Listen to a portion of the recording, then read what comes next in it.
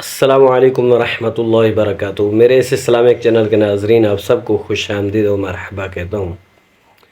آج جو حدیث پڑھوں گا وہ ہے مقام شیخین رضی اللہ تعالی عنہما۔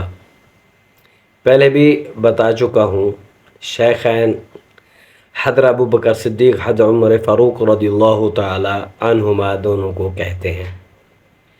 حضرت حذیفہ بن یمان رضی اللہ تعالی عنہما سے روایت ہے کہ سیدنا رسول اللہ صلی اللہ علیہ وآلہ وسلم نے ارشاد فرمایا، اقتدوا بالذین من بعد ابو بکر وعمر واہتدوا بہدی عمار وَإِذَا حَدَّثَكُمُ ابْنُ أُمِّ عَبْدٍ فَصَدِّقُوا۔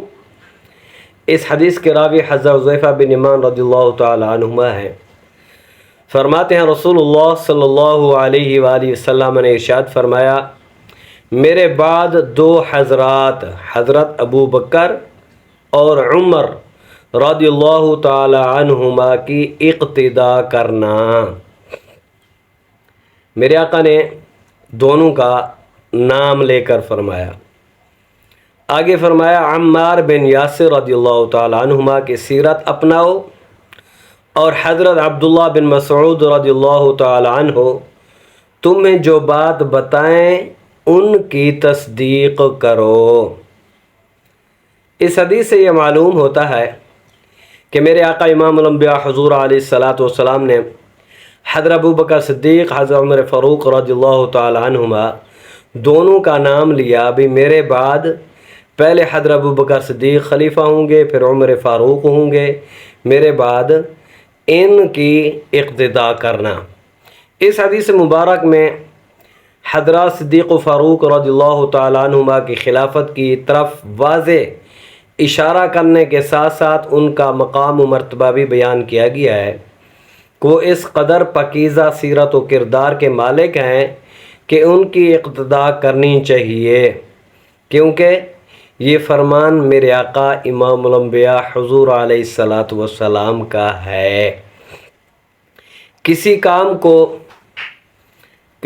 کام کا حکم دیں یا کسی فعل سے روکیں تو پھر ان کی بات ماننی چاہیے۔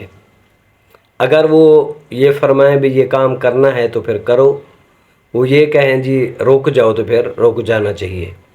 نیز حضرت عمار اور حضرت عبداللہ بن مسعود رضی اللہ تعالی عنہما کی عظمت و قدر و منزلت بھی معلوم ہوئی کہ ان کا بھی مرتبہ مقام بلند و بالا ہے۔